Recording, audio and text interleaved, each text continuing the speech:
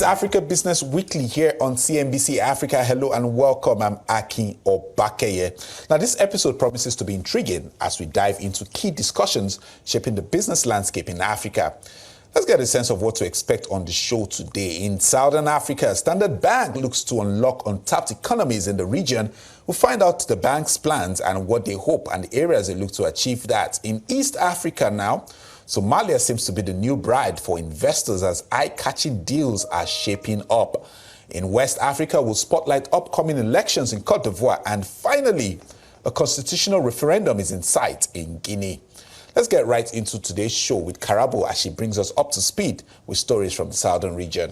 Good evening, Akin, and to you at home. Well, this week, Standard Bank hosted the second edition of its Africa Unlock conference in Cape Town. The CNBC Africa team was on the ground to hear how Africa's largest lender by assets is looking to unlock untapped economic potential for the region and its emerging partners. My colleague Fifi Peters spoke to the group CEO, Sim Shabalala, about his bullish view of the continent in the year ahead. We have modeled the worst case scenario, and we've modeled the best case scenario.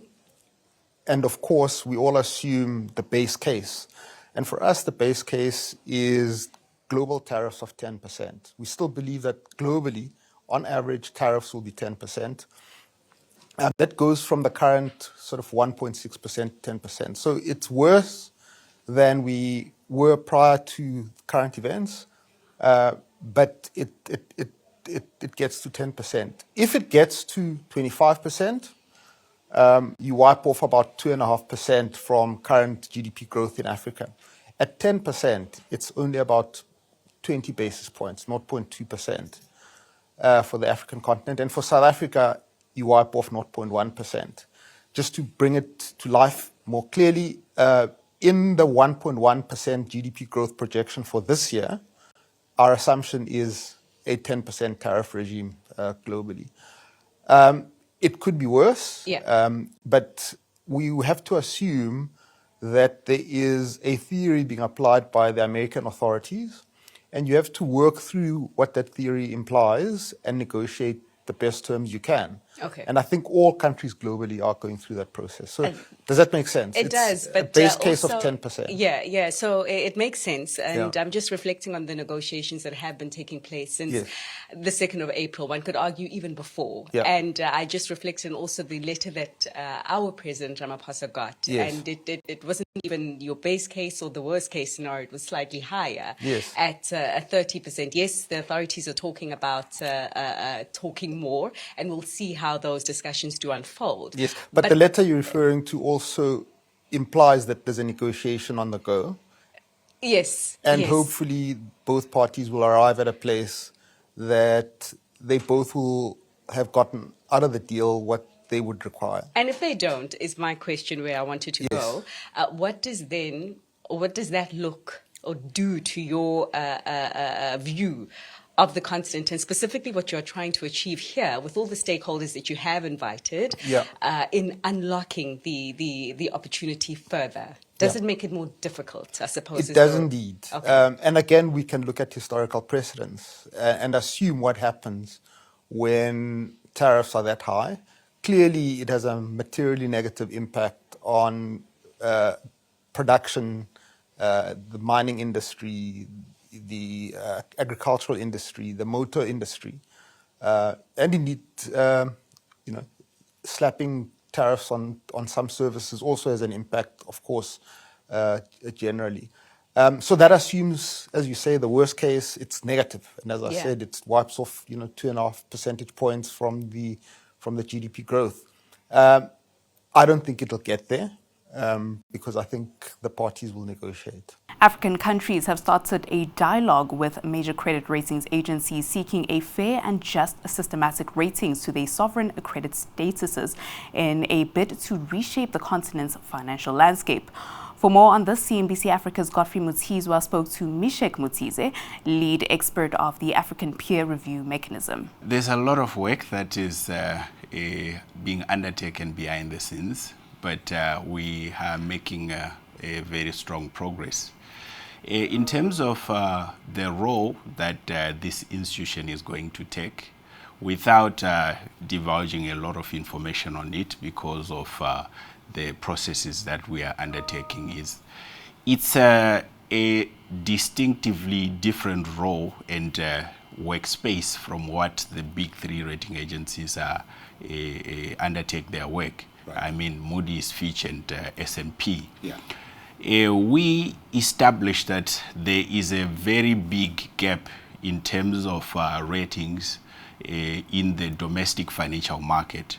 In other words, from the cross-border investors within Africa that wants to invest in entities that may not be able to access ratings from the big three because of cost. Right. So those entities, as well as sovereigns that are not rated, together with municipalities, local municipalities that want to issue bonds. Yes. It's a very huge market that has not been tapped even by the existing domestic rating agencies. Right. So that's part of the broader sphere in which this new agency is proposed to be operating. Yeah. Mishak, one of the things that perhaps is not so well understood is who is actually going to own this rating agency? Because the question has always been, these international rating agencies, when they look at African information, practices, policies, etc., and then issue their ratings, they are biased against the continent. But now we are saying we're helping establish this agency. But now the issue of integrity and credibility of it also comes into play. Who is going to own it, and how is it going to make sure that it is not in any way issuing ratings that are partisan? Because it defeats the whole purpose, right? Absolutely. So just to reconfigure some of the language that we have consistently used ourselves, we don't use the word unfairness against Africa because, it's a superlative to some extent. We believe that most of the issues we have with the big rating agencies is accuracy. That they have refused to some extent to accept some of the realities that exist in Africa, right, even though they are outlined to them. Like, the recent case of African treaty-based multilateral financial institutions. They refuse to acknowledge the fact that these institutions are backed by treaties. Right. So, and this is collectively. Absolutely. You are saying the rating agencies, right? Yeah, I can specifically point out to Moody's and Fitch. Okay. S&P has actually withdrawn from rating Afreximbank and TDB because they say their criteria, their existing criteria, does not account for the fact that it's a treaty-based institution, but it also have a component of private shareholding. Yes. So they said, rather, we either develop a methodology that accounts for this part, or we withdraw from rating those entities. So Moody's and Fitch, they continue with the criteria that they broadly have across the globe. Right. And they want to fit these African treaty-based multilaterals into that same criteria. Yeah. So it's a matter of wanting to have a model that will give information to investors that is accurate and context-based with regards to specific entities that will be rated. And that's where we'll leave it for now. Those were just some of the stories making headlines in Southern Africa for this week. It's back to you, Akin. Thanks, Karabu.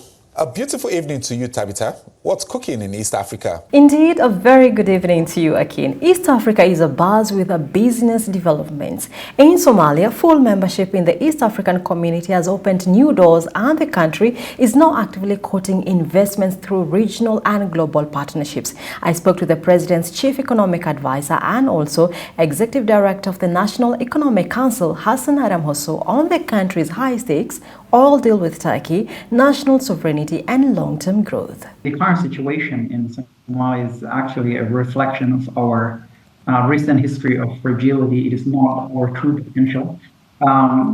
We have made remarkable progress in the past few years. We have achieved secured debt relief. That was about 65% of our GDP. Now it is almost around 6%. We secured full membership in the East African community, and through progress like those Somalia is expanding its fiscal space and market access.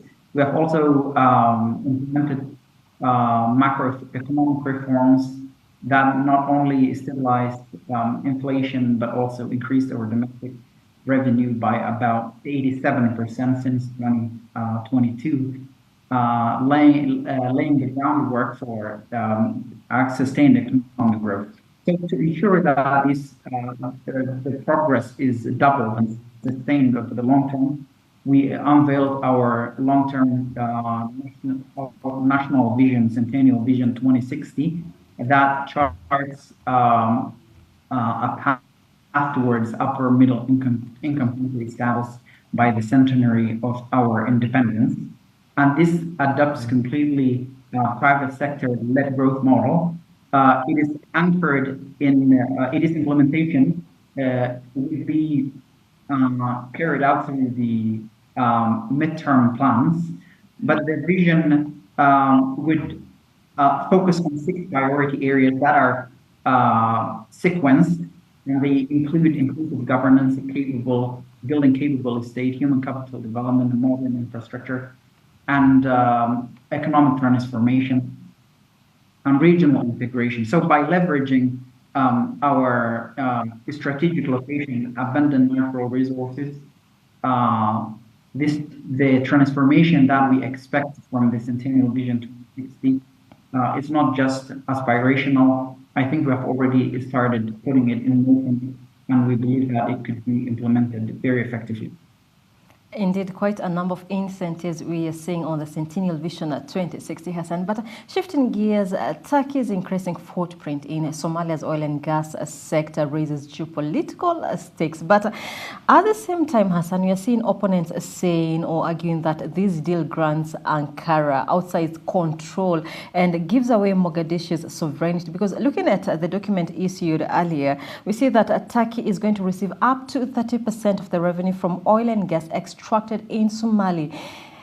And this proportion, to the project it contributes to. So what's the current standing on this? There has been misinformation around this, but I will address that later on. But this is Somalia and Turkey enjoy historic relations, historic ties that got revived in 2011. And since then, Turkey has invested over $1 billion in Somalia, supporting critical sectors, including infrastructure, education, healthcare, banking, broadly enhancing state building in Somalia.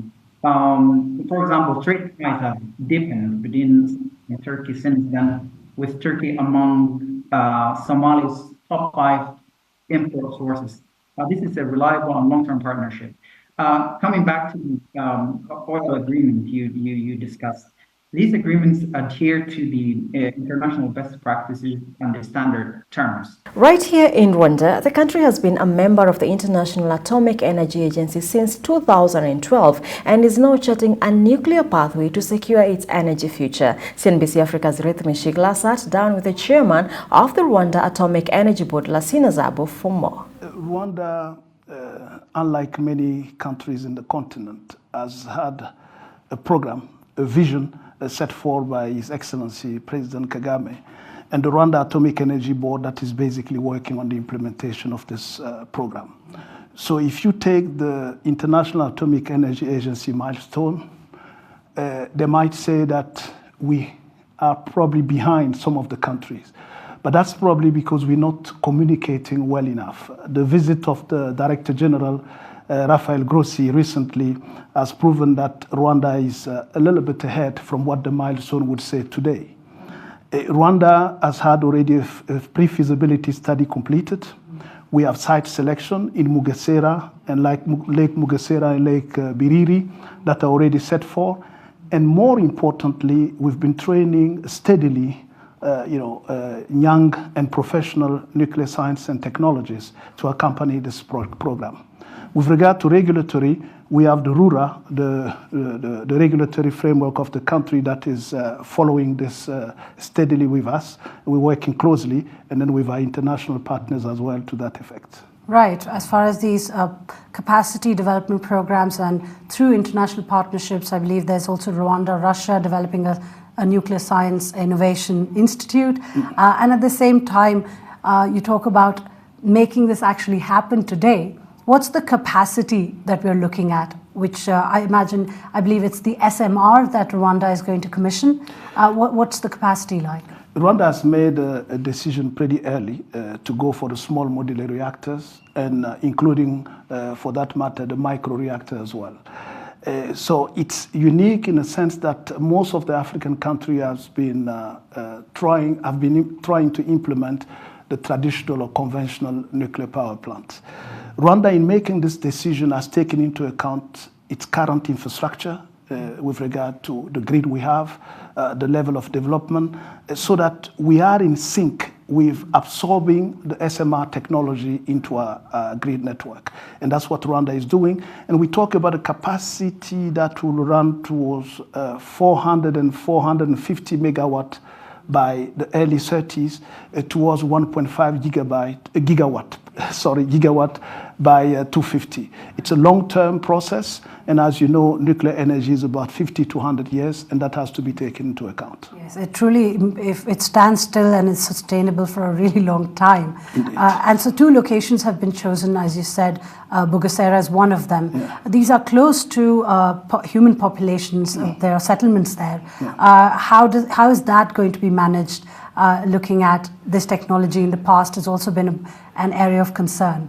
Yeah, of course, the conventional or traditional nuclear power plant have raised concern with regard to safety, security, and then the risk for the human population around. And that's one of the reasons why Rwanda is going for the small modular reactor and the micro reactor. They're safer, secure, and then the risk of proliferation is very minimal. And the risk of also for an accident is barely, close to zero. Also so close to a water body.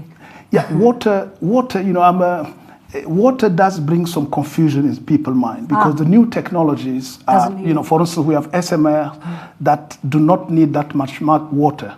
As an example, we have a company that has deployed SMR based on thorium and molten salt in the desert to show that you don't need water for cooling the system. And this day we have a passive cooling that does not use the traditional one where water is pumped continuously. I think the technology has evolved, and that's why we're going for that. From Somalia's long-term vision to Rwanda's bold energy ambitions, it's clear that East Africa is not just reacting to global trends, it's actively shaping its own economic future. We will continue to track these stories and more as the region builds resilience and refines strategic partnerships. For now, that's it from me. Back to you again. And now to stories from West Africa. Data from the United Nations Trade and Development shows that global trade expanded by an estimated $300 billion in the first half of this year, while noting that global trade faces mounting headwinds in the second half of the year amid persistent policy uncertainty, geopolitical tension, and signs of slowing global growth. Meanwhile, U.S. President Donald Trump says he won't extend the 1st of August deadline as he promises more tariff letters. Rosemary de la Mora, Director International Trade and Commodities at UNCTAD, discussed these developments. Take a listen. We are seeing in terms of international trade is a slowdown of growth of international trade flows. Even if we have positive growth in terms of goods and services, we are seeing that this growth is slowing down. What is also important to mention is that we see an increase in terms of value, but there is a 1% decrease in terms of volume. And the other thing that it's important to note is that trading services is growing at a faster pace than trading goods. So there are bright spots within these numbers that we're seeing, because trading services is also becoming an engine of economic growth. All right, then let's look at some of the bright spots that you listed. And for Africa, looking at what's playing out in the geopolitical space, how would you recommend that African countries bridge this gap and better position in the global ecosystem? We need to remember that trade is an engine for economic growth, investment, opportunities. Africa has in its place the Africa Continental Free Trade Area. So it is time for African countries to take advantage of this legal framework that you have set in place to create the value chains in the region that may open opportunities for investment and for trade to take place. So it's very important that private sector, public sector invest in the development of those value chains. It's important to invest on trade facilitation measures that can increase the competitiveness of supply chains and of the different economies within Africa. And it's also very important to remember that as part of the regionalization of value chains, infrastructure has to be part of the game. Physical infrastructure, highways, railroads, airports, ports, as well as digital connectivity to make sure that no one is left behind. It's good you mentioned digital connectivity, and we've seen the progress made here by the AFCFTA Secretariat on the Digital Trade Protocol. But I see that in your report, you highlight that the growing dominance of big tech in digital platforms. How can African nations foster competition and build resilient digital ecosystems supportive of the inclusive growth? Yes, the digital platforms and digital economy open a host of opportunities for innovation for small and medium-sized companies. But it's important to have in place the right regulations that encourage competition and that put a limit on any kind of monopolistic practices. It's important to bear in mind that for the digital economy to be able to benefit all, there have to be entry points for as many innovators as possible.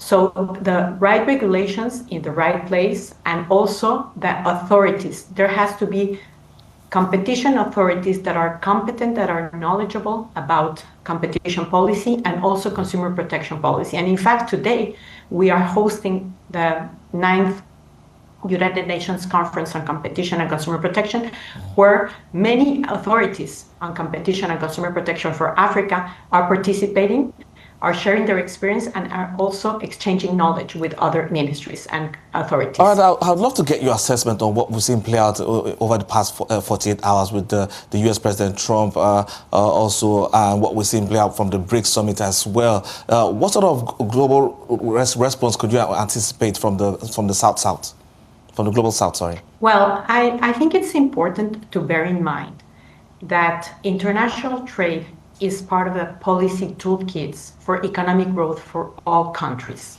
It's also important to bear in mind that international trade rules are made to make possible for developing countries to take part of the international market. So we need to make sure that we have a multilateral trading system that works for all, the rules that offer the rules that countries need to be able to access markets. And in other developments, analysts at Control Risk say while political tensions and the risk of localized unrest are expected to rise ahead of elections in Côte d'Ivoire, businesses are likely to face the kind of disruptions recorded during the 2010-2011 post-electoral crisis.